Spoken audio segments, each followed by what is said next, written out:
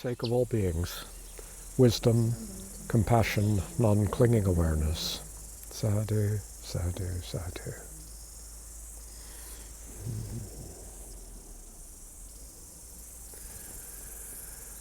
I realize we're just beginning this retreat, and there's always a few days of settling in, you know, getting used to sort of where you are and how you're doing your food and basics. But are there any questions or observations arising from your explorations thus far? I'm sure there'll be lots as we go along. Maybe not so many on day 2, right? But I'd like to make that space.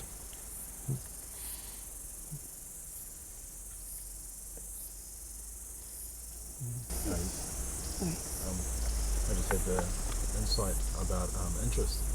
I found it interesting, this idea of being interested, and how being interested invokes some kind of strength within your being, and it's almost energizing as well, and there's a pleasantness to it. And I was just contemplating where can we cultivate interest, or where does interest come from? And then it was like, well, the stillness and the calmness kind of invokes an interest in itself, but the interest invokes the calmness as well, so it's like this 2 in 1, you're kind of nourishing each other. And then I was thinking, you know, it's not so much that one quality leads to the other, it's this big dancing of qualities that all together seems to push towards more presence. Yeah, I just had that insight. Excellent, good. Don't stop. June. Excuse me, I'm looking like this, but the glare will go pretty soon. Coming into this retreat with the study of Prajnaparamita very alive,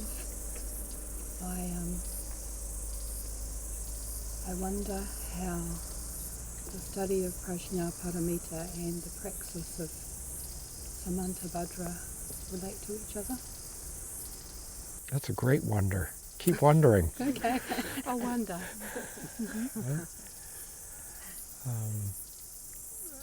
I'd rather not try to reply to you now. Okay.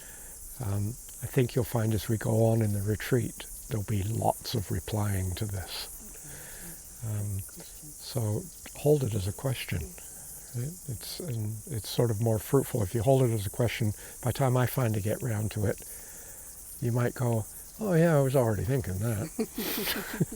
You figured it out for yourself. Right? Yeah.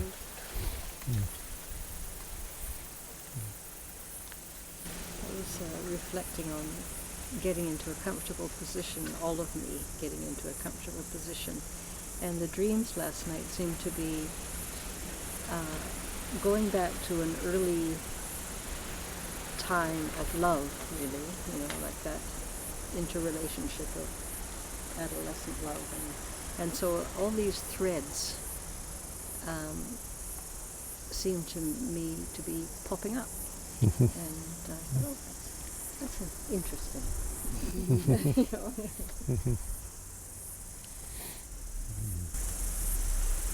I was also contemplating the word comfort, or the meaning of comfort. Yes, yeah. And I completely understood what you meant, how you could go on forever just pondering this one thing. It seems multifaceted, but on the level I was doing it was, you know, to notice how posture and related intricately with mind, and mind with posture. There is no real separation, but they dance with each other, and there was no comfort if one was out of sync in the terms of the greater sense of comfort. And also any kind of mind state that came up that was not what I would call conducive to awakening, there also interrupted the feeling of comfort. And it felt like a massive subject. I mean, one of the things, as we're pursuing this, right, we can be holding very gently in the background 2 questions which are connected. And one is just noticing when I am feeling an increasing sense of strength and well-being. And just noticing the configurations of body, mind, feeling, perception, how it's all working together, supporting that. Recognize this. And then the other thing is to occasionally you'll suddenly realize you're not as comfortable as you could be. And to, in a sense, hold the question, like, in what ways am I unintentionally contributing to discomfort, right? Old habit patterns which are basically disempowering, weakening, right? And you know, as you're saying, like the vastness of this exploration is huge.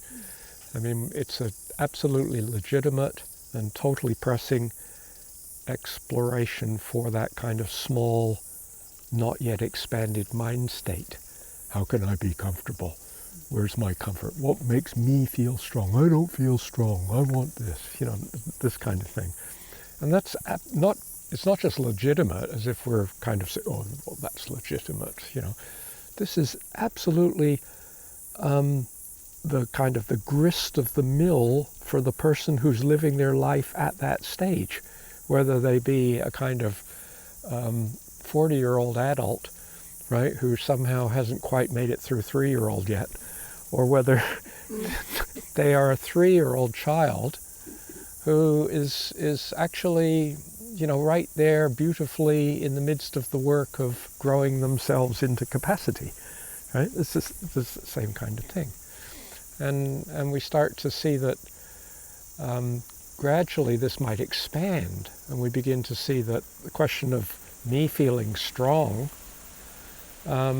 is not just some feeling that happens inside me, but it's more a quality of relating with others, and it starts to expand out into our relationship with the world, right? And so, you know, like, am I relating? Am I speaking with this person in ways that tends to contribute to me feeling less strong, weaker, more defensive, more, right? Am I speaking with this person in a way that kind of strengthens me? And I feel strengthened when I feel the other person is thriving.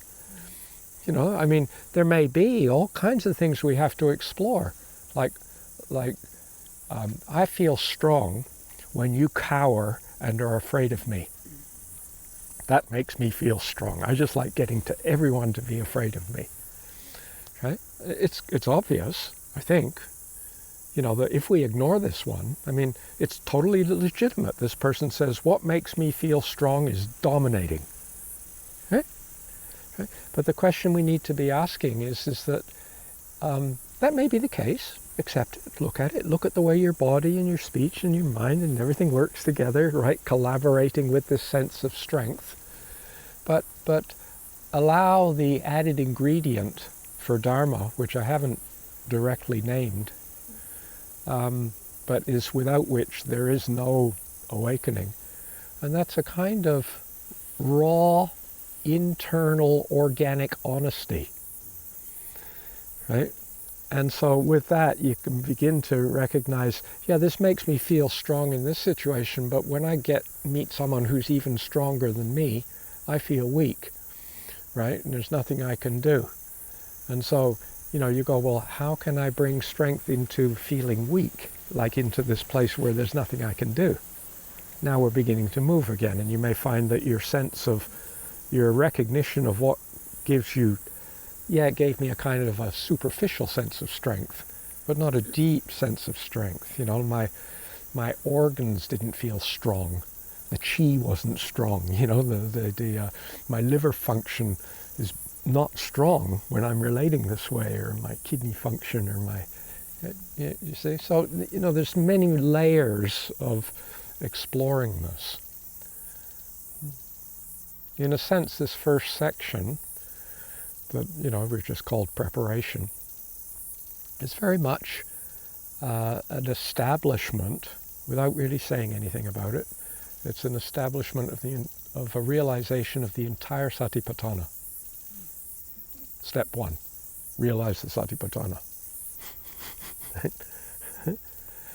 It's there. I'd like to just go into a bit more detail on this. I don't want to jump ahead. I feel that this first section of the sadhana, in a way, you could make a good argument that it's the most important section. Because in a way, all the other kind of refinements of understanding and expression of understanding that can flow in the later stages that have been hinted at in the later stages of the sadhana flow out from this experience. If our experience is rich and full here, the rest of the sadhana makes sense. If our experience is not rich and full here, the rest of the sadhana may be kind of a peculiar, paradoxical, philosophical inquiry, right? Rather than a... So if you're wise, you can actually permission yourself to not be in a hurry to rush to another section. Right? And I just wanted to say too that for some of you, particularly ones who did this retreat, or it wasn't this retreat, but we worked with a similar sadhana a year ago, and you may have been working with the sadhana since. I'm not saying don't work with the sadhana in the way that you're finding very fruitful. Obviously, you're going to use these later phases, but I might be working with the mantra phase or with the 7 trainings of Samantabhadra phase. But can I be doing that in a way that supports posture? That's right. Let it reverberate through. Let this phase reverberate through that phase, not ignoring that. No, I've got to do this. I'm not. Right, when this is where your kind of passion and enthusiasm is. Yeah. The strength and the comfort was very alive for me yesterday. And then what I found was I didn't feel so good, so I went to the river and then I felt good. Then I didn't want to get out of the river. Then I noticed attachment to the things that give me strength. Can I just ask you something? Yeah. You said, then I noticed I didn't want to get out of the river. Did you notice this other thing which said you should get out of the river? Yes. My body got too cold. Okay, good. And then I had a fear about how can I maintain the strength? How can I be in strength when I don't have these, when I can't access, if my body doesn't, whatever, if there is no river? You know, I found attachment coming up to the things that are helping me maintain comfortable posture. Well, maybe at this stage, I still think that a lot of the rest of the sadhana as we go into it addresses this, but at this stage, how about the possibility of being gloriously attached, gently, softly, lovingly? Right? I'm just trying to talk about, I'm not talking about ultimate realities or anything here. I'm trying to speak in a language of what I'm hoping is skillful means. Right? This is like, okay, how do I work with this? I mean, I don't think you're the only person who could raise these questions, right? And you know, within some understandings, some kind of popular understandings of Buddhism, you know, you put on your kind of patriarchal Buddhism hat and you cut through, right? Non-cling. Right? But I don't know that if anyone ever finds in truth that works, that is skillful means. Right? That the cutting through that they talk about actually is instruction for people who are thoroughly founded in love and gentleness. And then the act of cutting through is just love and gentleness. That's the cutting through, right? But without the love and gentleness, the cutting through becomes aggression, and it gets all mangled up. And sometimes it's directed to ourselves, and sometimes it's directed to thwarting circumstances, and it doesn't work, right? So rather than this idea of non-clinging awareness, right? Like, oh, I'm clinging. Clinging's bad. Okay? Thank God. I mean, just imagine if you didn't have clinging's gravity.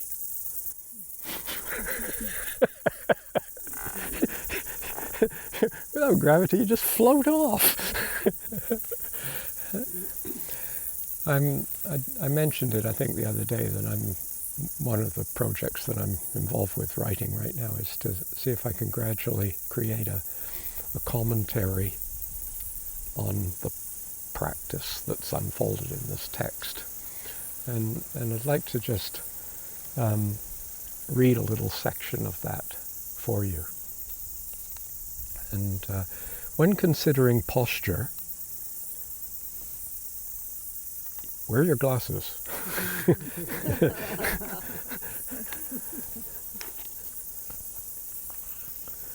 When considering posture, many people immediately think of the geometry of the physical body, as it might appear to them in a mirror or in the perception of a critical observer.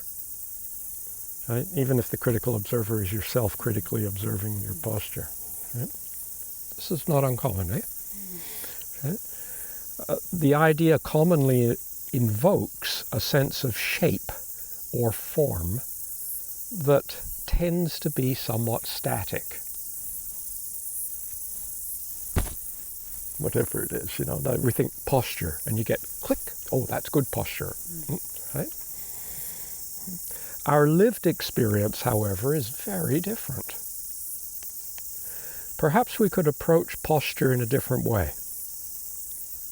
Rather than describing it in terms of idealized shape, you might find it useful to invoke the idea of music. We are evolving symphonies in action, even when we're sitting still. Right? Alexandra Luria wrote about kinetic melody and kinesthetic memories. Right? The musicians who together comprise the symphony are cells, organs, organ systems, and organisms. Now, we live nearly all our experience under the domination of gravity. This is so ubiquitous that in general we have ceased to notice or even acknowledge it. As bipedal creatures, our dynamic physiology is an expression of the myriad simultaneous tensings and releasings that choreograph sufficient stability of uprightness to support whatever it is we wish to do. Okay? Imagine for a moment, like you were to, I want to build a model human being. I mean, just look at the geometry of it. The foundation of your model that you're going to build, you just stand it on the earth, it's that big, right? Your footprint, okay? Then you have two long sticks and you stand them up. Then you balance, never mind the double sticks, right? And then you balance, put on top of that a ball, and then balance on, this is like a Chinese, Cirque du Soleil thing, right? And then you put on top of that another two sticks, and then you put on top of that a great big huge gigantic crossbeam of heavy bone, and then you get a whole lot of little bones and you stack them on top of each other, okay? And you're going up, and now you're like, by comparison, like the length from your toe to your heel is a smaller fraction of your height. Right? So you're actually putting this very tall, I'm just talking about the physicality of building a sculpture like this, right? And you get it up to the top, and then you put this whacking great ball of rock on the top. Right? And then you get little elastic bands, right? And you kind of tie them here and there to try and hold it together. And you can imagine, I just want you to imagine then, somebody walks into the room. they're stomping and there's like, and the whole thing falls down. Or the wind blows and the whole thing falls down, right? Like to be a bipedal creature of about 2 meters in height, right, is like absolutely ridiculous, right? In terms of like rigidity. If we were rigid, we would just like, any kind of change, boing, it would just fall over. Huh? As bipedal creatures, our dynamic physiology is an expression of the myriad simultaneous tensings and releasings that choreograph sufficient stability of uprightness to support whatever it is we wish to do. To sufficient stability of uprightness as you bend over to pick up something off the floor, right? As you reach out let's just reach out right now to the right, right? It's amazing. Look at that. You're reaching out to the right and muscles all up the left side of your torso tense, right? Right here. And as you kind of extend your arm out, right? Your bicep loosens and your triceps tighten, right? Right? There's this kind of like this extraordinary dynamic that's taking place. The interacting parts that make up what we call our bodies are various types of things, such as autonomous sentient creatures. This is referring to bacteria and microorganisms that comprise the microbiome. Right? That's part of our body, how they're functioning. Like you're standing up there and you've got an immense amount of gas pain. That affects your overall posture. Right? So, I mean, these beings are like, they're doing their thing. Right? And then other beings, right? For example, individual human cells. Yeah? There's all the individual non-human cells and all the individual human cells. And then we're also composed of systems of cell organization, such as digestive system, eliminative system, circulation system. We're composed of muscles and tendons and bones and anatomical parts, along with motivations, expectations, memories, hopes, fears, emotions, perceptions, and so forth. And the entire edifice is rhythmically wriggling and jiggling. An improvisation of spontaneous adjustments, internal functions responding to shifts in external conditions. And the summation of all of this adjusting is a kinesthetic sense of movement, which is our sense of existing. We exist as this multidimensional, continuous, global balancing. Okay? It's always doing that. It's just like a bit of stress over here, we balance with a bit of that over there. It's a little bit something here, we balance with a bit of river over there, right? There's this like we're balancing, we're using what we traditionally call non-self stuff, the outer world, and self stuff, all of it looking for a balance. We change the way we are in our self stuff, and it changes our relationship with the not self stuff. And we change the situation of the not self stuff, and it changes the functioning of the self stuff. We name a collective balancing a thing. Right? Things are collective balancings. Conveniently forgetting or ignoring the inner dynamic that the thingness itself rests upon or is. Right? What we call an infant or a child is really a matrix of expanding skill in walking, dancing this gravitational tightrope. Right? The harmonious collaboration of all the systems that make us is a kind of music, and the skills such as walking and talking and eating and eliminating can be thought of as various skill sets or kinetic melodies out of which we as adults will arrange the symphony of the world of our experience. Performing, playing it in concert with other musicians of the biosphere. I mean, we just waggle. And like it now, now take up, right?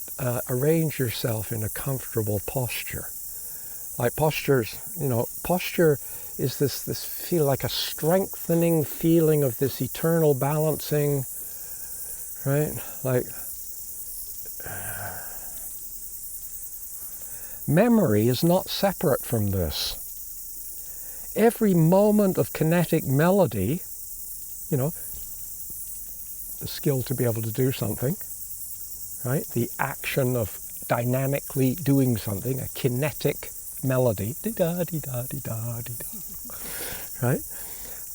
Each moment of kinetic melody lays down or inscribes a disposition that makes it more likely we will be able to repeat something approximately similar on a future occasion. Right? We could describe this in terms of neural function and sort of laying in nerve tracks and ways of functioning, but right, the more we do this, right, it's a kind of kinesthetic memory, right? This underpinning of the rich experience we call memory. A kind of kinesthetic memory, a felt sense memory, a repository of skill and talent in the art of living this continual balancing gravitational field tightrope of living. As adults, each moment of kinetic melody is accompanied by a range of associated kinesthetic memories. And so the present melody responds to memory. Right? It invokes memory. In doing so, we blend physical action with the felt sense of intention and expectation associated with prior experiences. Like I know when I reach too far, it doesn't feel good, so I'm kind of not going to reach so far. Right? I'm quite recently reminded of that coming out of surgery, and you're sort of very kind of guarding, of how you're moving and so on, because if I and there's this sense if I go too far, I know there'll be a catastrophe, and I don't want the catastrophe. So my memory of the feeling of the catastrophe that could happen if I was to stretch too far, right, modifies the current kinetic melody of action, right? But it's not a memory, oh yes, when I did that, I didn't feel this. This is a visceral, total organismic memory. We don't even necessarily label it, right? And it's a talent, it's a skill set. Like I was saying yesterday, it takes talent to be angry or a skill to be angry, right? I just don't think of talents and skills just for really benign, nice things. They're just complex arrangements of muscle and digestion and brain and thinking and perception and memory, and that's skill. Eliot wrote, "We are the music for as long as the music lasts." We live in this continuous dialogue between the musical demands of gravity and the abstracted, conceptualized, solidified world of our story making and description. We live in a continuous dialogue, right, between the musical demands of gravity and lots more, but that's enough to illustrate it, right, and the abstracted, conceptualized, solidified world of our story making and description. And we've come to a point in our culture right now where many people hardly know anything about the musical demands of gravity of their real living, and they exist most of the time just in the conceptualized, abstracted story making. And not only that, but we devote massive amounts of creative energy to invent technologies to aid and abet the sharing of story making and the distancing of ourselves from this billion-year event called my physiology in action.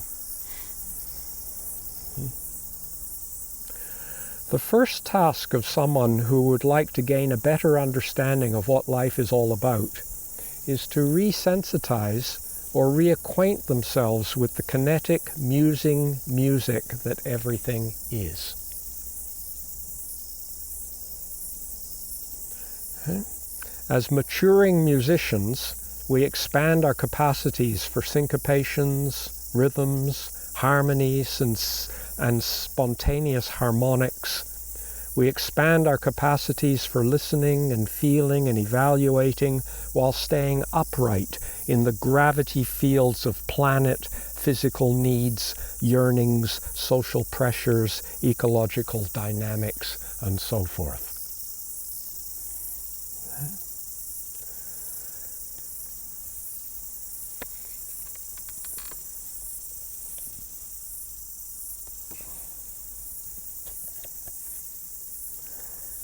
To cultivate this sadhana of Samantabhadra, arrange yourself in a comfortable posture.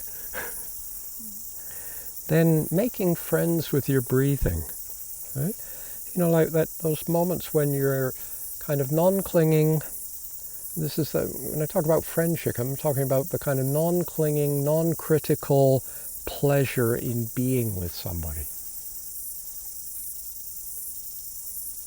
You know, we're not talking about sort of like passionate, desirous, kind of wanting to be with someone. Or is like friendly. They're just friendly.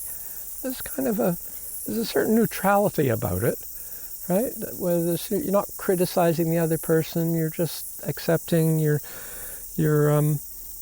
not clinging. You're going with the flow of what's happening, and there just seems to be an effortless. Well, I should feel pleasure now. I'll crank up a bit of pleasure. The pleasure just spontaneously comes out. It's kind of nice, just hanging out. Ease. Sorry? Sense of ease. Yeah.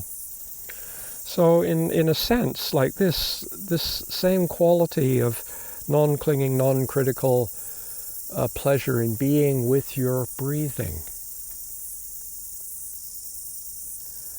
And being with your breathing when you realize this is a musical skill set of like that involves your whole body, brain, mind community.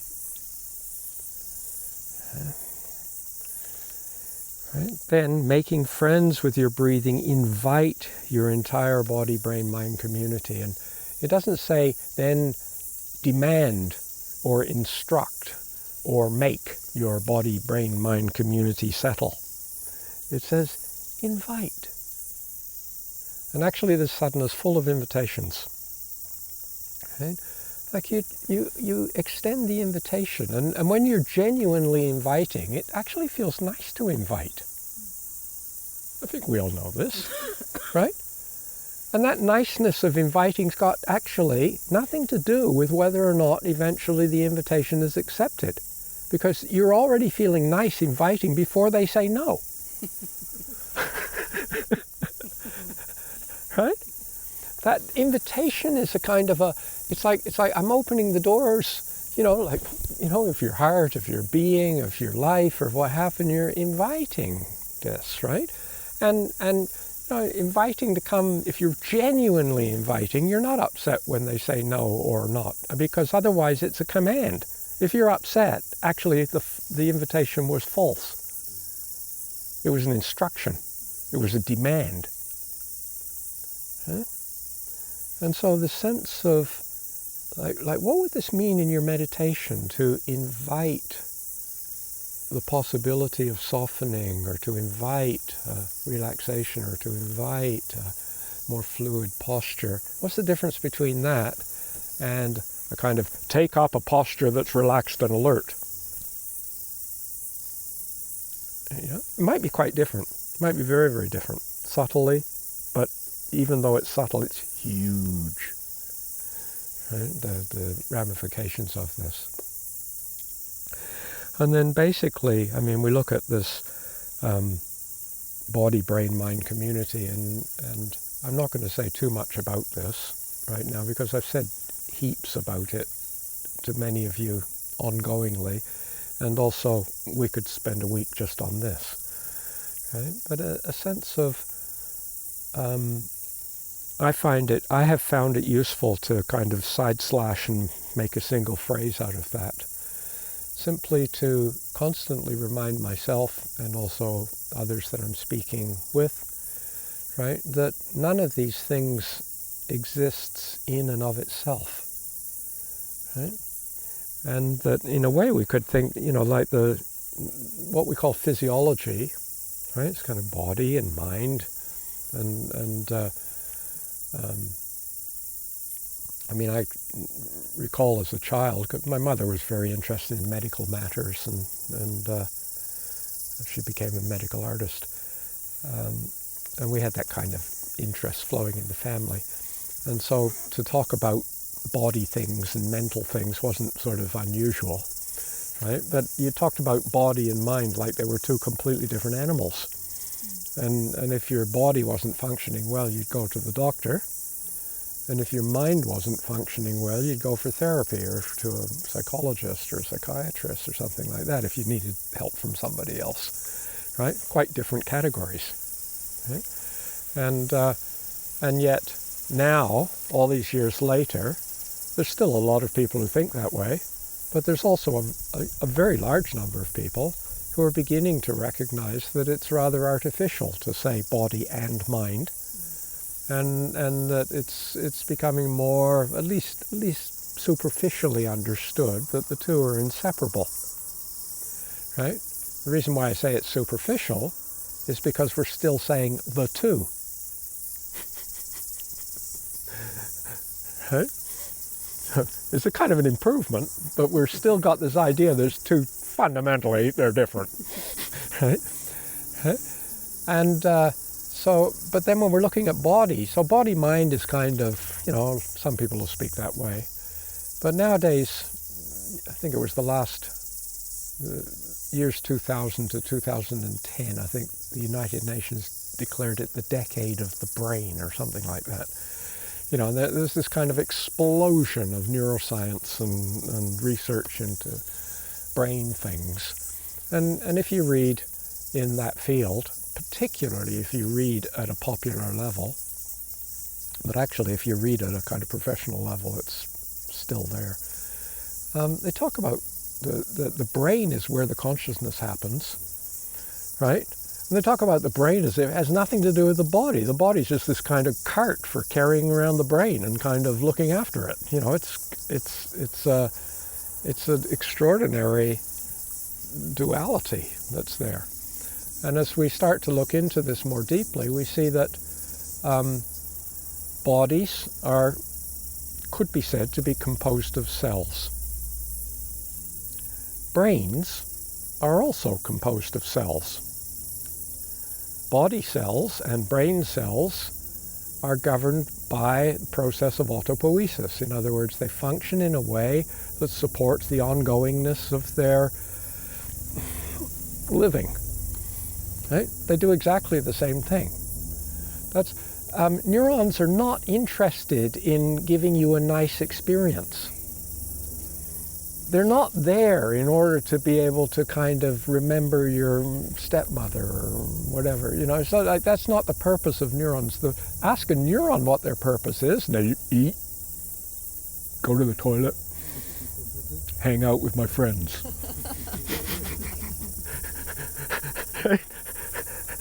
And everyone's local, right? Right? They're all local, right? This thing. And so and actually your brain is just a big, fat kind of tumor of nervous tissue, right? Because the nervous tissue actually extends all the way through your body. And that German chap who pioneered the plasticizing of bodies and so on. And we went to the show in Auckland recently, but we went to one in Las Vegas years ago. And the one in Las Vegas was a bit bigger. And I remember one part that I found really quite amazing. I was there gazing at it for a long time. Was it somehow used certain chemicals and dissolved all the tissues of the body except neurons, which were plasticized. And you saw this kind of like sea cucumber, loofahs, we call them, for you use them in the bath for a bit of scraping, and it's kind of like this amazing filigree with tubes and empty cavities and so on. And you saw this human body just kind of shimmering there in space, but it was just a tangle of microfine spaghetti. You know what I mean? And actually, your brain extends throughout your whole body. There's no part, like all of a sudden this big bulk of the stuff up here, and then you go, whoop, that's no longer brain. The rest of it's just the nervous system. Or, like, at what point does your body brains don't work very well without hearts. And hearts don't work very well without legs to walk the mouth to the refrigerator. To get the food to fuel the heart, to fuel the brain, and then beginning to realize that we are kind of not only, so we're body, brain, mind. It's good to remind yourself, not just body, mind, but body, brain, mind. And then reminding ourselves too that we're not actually, one of the big delusions of our culture is that we are individuals, right? It's not a total delusion, because at the level of arbitrary useful device for conversation, it's fine. Right? But for deep understanding of how we work, it's not fine. Right? And that we are more community. And we are communities within our skin, and we're communities, like there's communities within communities within communities. Right? You've got communities of molecules compose a dynamic balancing in space and time, shimmering in its adjustings so it doesn't fall apart in gravitational fields, right? And that thing we call a cell. We, the observer, call a cell. Right? This is there. And then we have groups of cells structurally coupling with each other, languaging with each other, hanging out in groups, and then groups of groups, organs, right? Organ systems. And eventually you go, ooh, here's me. But no me came into the world without you. You think about it. You know how important you are, right?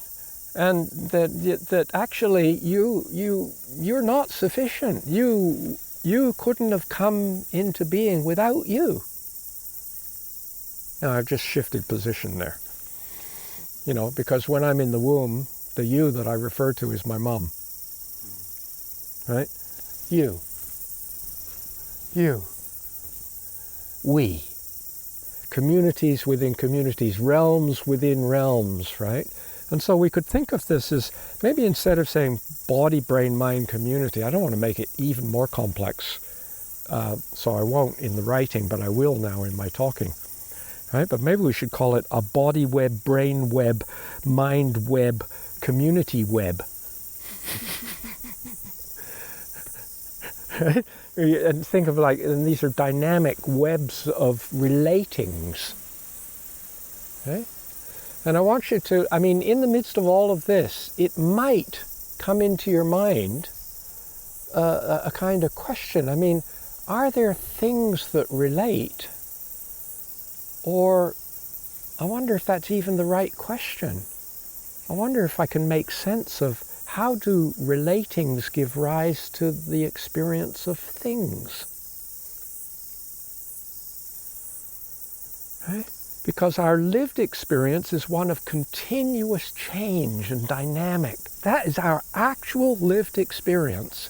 And then we try to describe the universal functioning in terms of fixed things which aren't changing, atoms or molecules or whatever you want, right? If you're a sociologist, individual human beings, in the community that you're studying, right?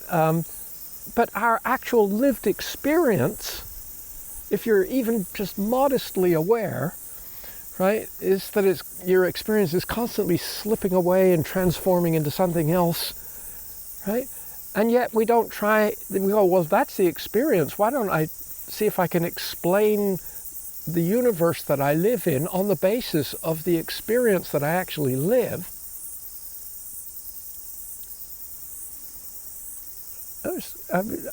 it could be interesting. Just talk about getting your interest up. Hmm? So invite your entire body web, brain web, mind web, community web, which by the way is not top down.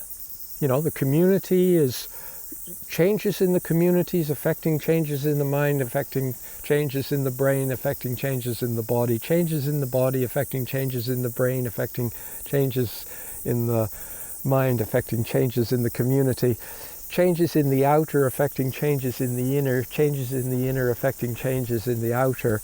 It's a kind of omnidirectional dynamic network. Not top-down boss control, the mind is controlling everything. No one's in control. Everyone is contributing. and then that even just to think about this is can be massively challenging to common ways of thinking and operating in the culture we're living in now, right? And so, of course, as we contemplate this, we get kind of fear, we get anxiety, we get confusion, we get defensive, we get kind of lost in intellectual paradoxes and things like that. And that's all part of the organism, like wrestling with this. And that's fine. We're just inviting you, and when you're not quite sure what to do, just arrange yourself in a comfortable posture, make friends with your breathing, right? And then invite. Just invite. Well, however you're approaching this, like if you have a deep knowledge and years of experience of studying biology and histology, cell functioning, and so on, and then obviously that's going to be part of your meditation on this. But you might not have that kind of experience. So you look at your body, brain, mind, community, dancing in the context of the experiences and interests in life that you have. Right? We're working with our experience. We're trying to remind ourselves not to get hijacked into that seductive compulsion to be concerned about what we're not experiencing. Right? We're staying true. There's a deep kind of aspiration to Samantabhadra, speaking in a very kind of superficial, general way, but in a sense totally positive. Not what's not there. What is there? Working with that, right? And so invite, learning the skills of what would inviting mean. How does this work? How's my mind working? What can I feel? Right? I'm walking on the earth and feeling the cool moistness of the earth through the soles of my feet. Right? I'm breathing the air and a waft of perfume comes through and from a flower or something, and there's a shift and change, and then suddenly there's a memory, and right? I mean, we're just like I'm constantly there. And if you really look at it carefully, you'll slowly have a confidence that the dancing of body, brain, mind community that you are in relationship with body, brain, mind communities that everyone else is all you have to work with, and it's all you ever experience. There isn't anything else to experience. And there's nothing else to work with. And when we know this with confidence, we've found a place of pristine stillness. Pristine stillness is not referring to nothing happening. It's referring to those beautiful moments where somehow, miraculously, it seems that we have a capacity to more inclusively embrace the fullness of living that is. And there's that's not there, right? The kind of, there's a settledness. So don't think of this settle into a place of pristine stillness as saying, oh, you're supposed to be still, or your mind's too jumping around, and stop thinking that you should get out of the river, and stop thinking you, right? Like there you are, you're kind of moved by desire to be in the river and desire to leave the river and desire, and I'm just totally resting in the midst of this flow of transforming, balancing in a gravitational field, the music, the kinetic melodies and the kinesthetic memories, or they're dancing this, right? And I never depart from this. I sleep in this. I wake in it. I worry in it. I plan in it. I go into samadhi in it. I'm enlightened in it. This is starting to find a kind of stillness, and at the same time, vibrantly awake presence. Right? Well, it's just a natural. When you're really, when you are more in the fullness of the experience that you are, without conflict, without judgment and that kind of thing, there's generally, if you just watch, you'll see you're noticing a lot more. It's not then, now I should notice a lot more.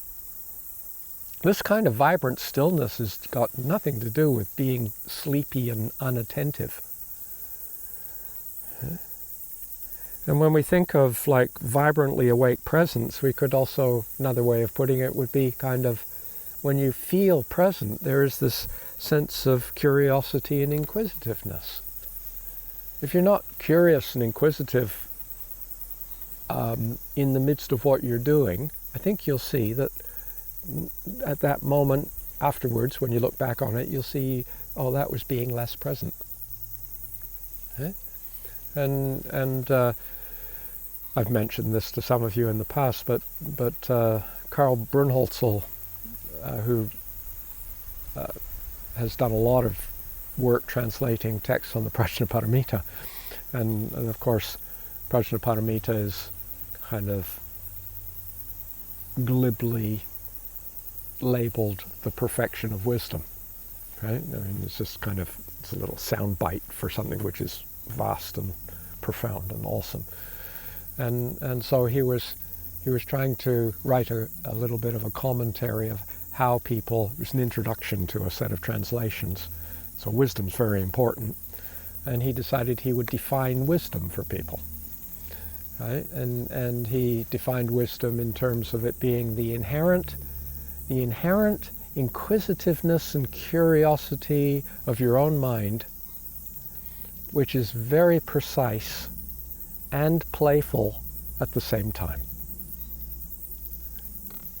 Right? And so we could borrow that, and we could say, you know, settle into a place of pristine stillness and vibrantly awake curiosity and inquisitiveness that is precise and playful. It's precise in the sense that it's noticing detail and edges, and it's playful in the sense that it feels free to experiment and learn and try things out. It's not sort of stuck in, oh, I should do it this way, or I'm not doing it that way, and so on. So these were a few more hints at how we might look at this first section. In a way, we could say, you know, when we settle into this place of pristine stillness and vibrantly awake presence, another way I could phrase this is that we're releasing into the ocean of primordial contemplation. This cell contemplating that cell.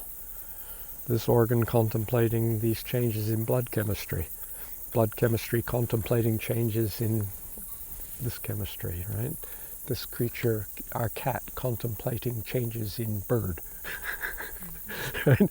Like I mean, you know, to contemplate, right, just means to have sufficient openness and fluidity and malleability and flexibility in your being that when you mutually meet, you and other, you template each other, right? Whereas if you meet and you're rigid and unmoving and unflexible and unmalleable, and you meet and all you do is collide, this is not contemplation, right?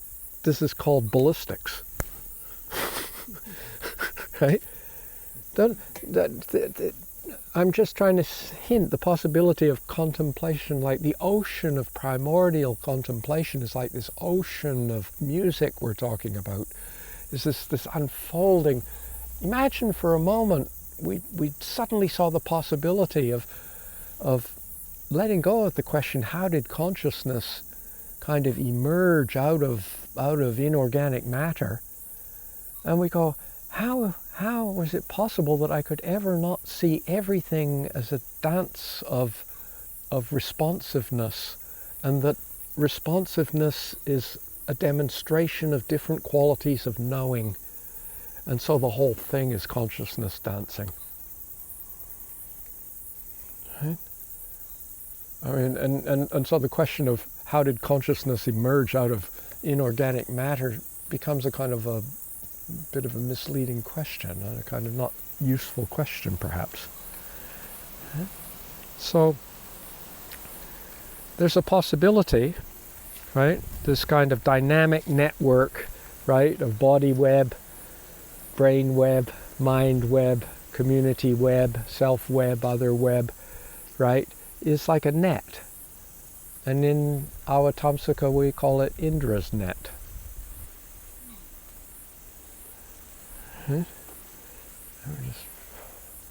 And you're not caught in the net, you are the net.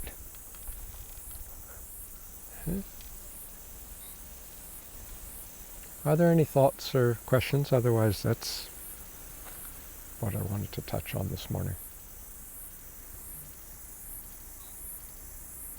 And we're going to be less than an hour and a half. It's good. The brain is more related to communication, like brain and communication. If you put the body, brain, mind communicating in some kind of action language. If that's a fruitful way of thinking, sure. I couldn't hear that. So you were saying that brain could be looked at as a form of, or it's a function of communication, or it is I mean, in a sense, that's what the brain does. You could say if you're looking for a function. The reason why I'm a little bit kind of tentative on this is because this really what you're talking about is yours and other people's observation of what it does. Nobody knows what the brain does, because you've got to be a brain to know what a brain does. And there's a difference between the kind of living generative process that the thing is and the explanation or description that an observer explains it as. And so, there's this kind of, going back to the bit that I read from the computer, you've got this kind of wiggling, jiggling, rhythmic, changing, dancing of like it, and it's all affecting, and then you kind of draw a line around it, and you say, that is a cell, or that is a tarchin, and it has usefulness and so on. I for one, not interested in losing that capacity to do that, but we forget that that cell is a cell for an observer. Right? And then we explain what the cell does. But are we explaining what the cell does, or is it really shedding more light on the attitude of the observer who's doing the explanation of what the cell does? So that's why I say if it's kind of fruitful to explore it that way, then how can that not be good? And to me, my way of defining whether a thing's fruitful or not is that, in a very, very general sense, I could say, is this way of understanding and explaining and the universe, does it seem to conduce to an augmentation of wisdom and compassion? If it does, it's as good as it gets. If it doesn't, you might let go of it and look for something that does a better job. And gradually you begin to realize that it's not just a matter of explaining it so it makes sense to me, but I live in community with others, so that we kind of, we also have these kind of shared, like you could be in a science community and people have a shared language, conceptualizing the universe, and it's important. Their friendships are with each other, and they hang out with each other, and it's a whole life. But you could have a kind of some quite different community that has a totally different language, that doesn't know anything about science. I mean, science is all right. It's just a matter of opinion.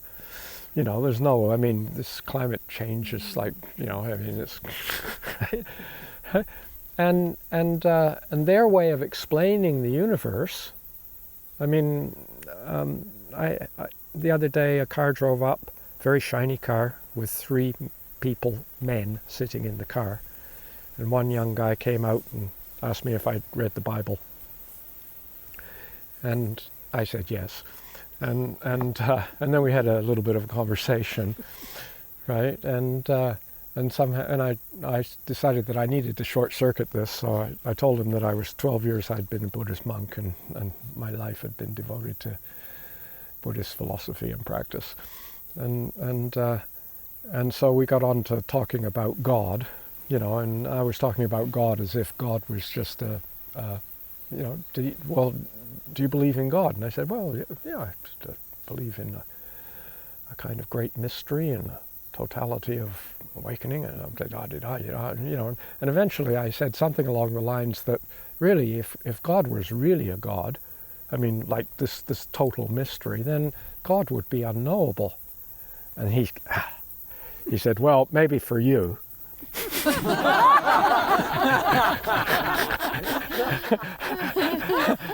And finally, we were in the kind of conversation he wanted to have, right?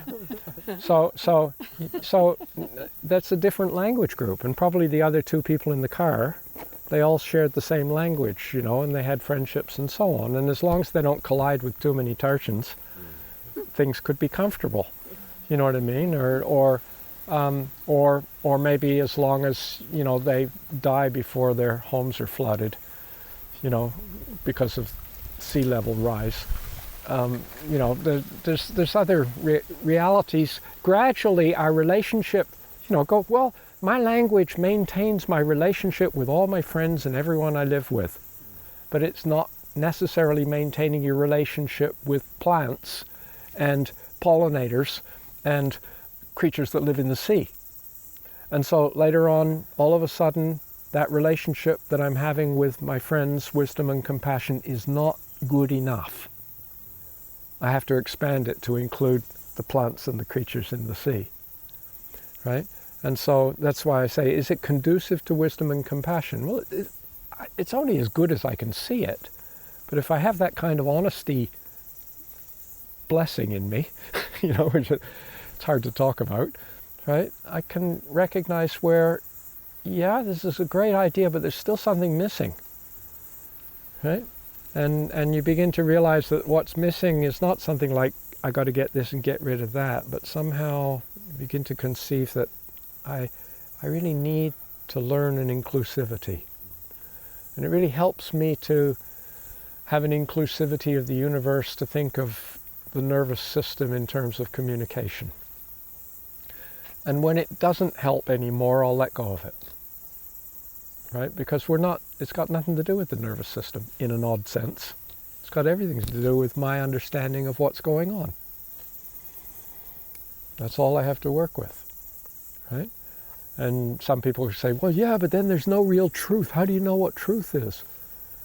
But I would suggest, for me, the way I've been able to not get hijacked and lost and depressed about that, right, is that I'm settling into, well, actually, all the different creatures collaboratively working together for billions of years have done it pretty good this way. And so that's probably, they're onto something, right? Maybe later on we'll find it's dysfunctional, right? But but basically, I've when I first met with Rinpoche, I realized that I really should be dedicated to enlightenment for the sake of all beings. And then I began to consider the possibility that there were more beings than I could even say hello to. And I wasn't quite sure what that meant. And then this glorious enlightenment, gradually I said, well, you know, may I achieve good enoughness for the sustainability of life?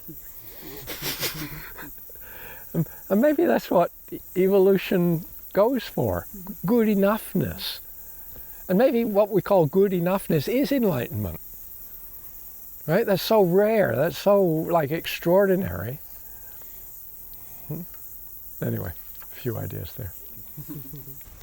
Tarchin, I do find the analogy of the posture, thinking of it in terms of music, very lovely. Yes. Yeah, great. Yeah. So it's a continuous relationship whether you know it or not, with everything and everyone. All the different musicians are making me. Yes, Yeah. I think that's very helpful. And even the sense of a me as a participant, as a musician in that, realizing that I'm not the only musician. Yeah.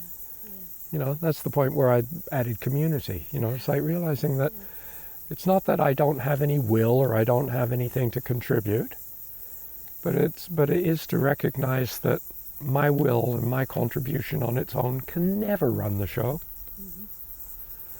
Right? Because we're in this together. We are together in this.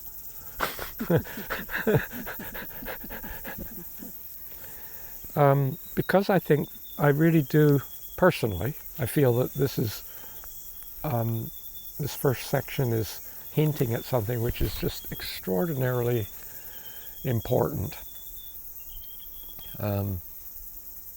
You know, if you had to kind of choose a section of the sadhana and throw away all the rest of the sadhana, I think I'd probably just take this first section and chuck the rest of it. Never heard of Samantabhadra, never heard of a mantra, never heard of 7 practices of Samantabhadra, or sharing the merit, or skillful fabrication, or any of that kind of stuff. Because in here, because it's like a way of describing the process that is potentially relatively ordinary, right? And yet it's all there, right? And so I'm in the process of drafting a commentary on the sadhana, and I've printed up this is only an early draft, but by the time it ever gets to a publishing stage, it'll probably change quite a bit. But this is a little bit of commentary on this section. So, and just to perhaps occasionally, it might be a stimulus to clarifying your own question. Right?